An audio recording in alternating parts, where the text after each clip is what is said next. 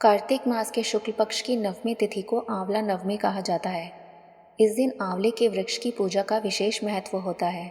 कहा जाता है कि आंवला वृक्ष स्वयं भगवान विष्णु का स्वरूप है। इस व्रत और पूजा की उत्पत्ति बहुत प्राचीन कथा से जुड़ी है, जो एक समय अयोध्या नगरी में घटी थी। एक बार सतयुग में अयोध्या नगरी में एक ब्राह्मण दंपति रहते थे। वे बहुत धर्मपरायण, सत्यवादी और भगवान विष्णु के परम भक्त थे। ब्राह्मण प्रतिदिन व्रत, पूजा और भजन करते, परंतु उनका जीवन बहुत निर्धनता में बीत रहा था। एक दिन ब्राह्मणी ने दुखी होकर कहा, प्रभु, हम जीवन भर पूजा करते रहे पर सुख ना मिला, ना संतान। क्या भगवान हमारी परीक्षा ले रहे हैं? ब्राह्मण मुस्कुराए और बोले, देवी, शायद अभी समय नहीं आया। भगवान अपने भक्त की परीक्षा लेते हैं पर कभी त्यागते नहीं। इसी बीच कुछ समय बाद कार्तिक मास आया। एक दिन एक साधु उनके द्वार पर आए। ब्राह्मण दंपति ने उन्हें आदर से भोजन कराया। साधु प्रसन्न होकर बोले, वत्स, यदि तुम सच्चे मन से आंवला नवमी का व्रत और आंवले के वृक्ष की पूजा करोगे तो तुम्हारे जीवन के सारे दुख मिट जाएंगे। ब्राह्मण दंपति ने श्रद्धा से पूछा, गुरुदेव, कृपया हमें इस व्रत की विधि बताइए। साधु ने कहा, इस दिन प्रातः स्नान करके शुद्ध वस्त्र पहनकर आंवले के वृक्ष के नीचे दीप जलाओ, फल फूल अर्पित करो, भगवान विष्णु और माता लक्ष्मी का पूजन करो, वृक्ष की परिक्रमा कर दान पुण्य करो। जो ऐसा करता है उसे आरोग्य, सौभाग्य, संतान और धन की प्राप्ति होती है।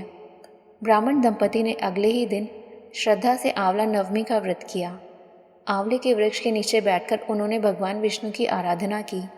उस रात जब वे सोए तो उन्हें स्वप्न में स्वयं श्री हरि विष्णु और माता लक्ष्मी दर्शन देकर बोले, वत्स, तुमने सच्चे मन से हमारा व्रत किया है, अब तुम्हारे सारे दुख दूर होंगे।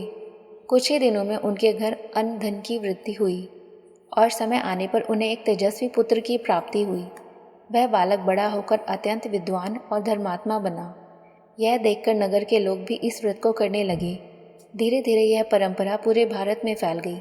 कहते हैं, जो भी स्त्री या पुरुष कार्तिक शुक्ल नवमी के दिन आंवला वृक्ष की पूजा करता है, वह पापों से मुक्त होकर दीर्घ आयु और समृद्धि प्राप्त करता है।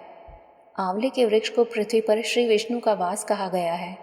भगवान स्वयं इस वृक्ष में निवास करते हैं, इसलिए इसे छूने, पूजने और इसके नीचे भोजन करने से पुण्य प्राप्त होता है।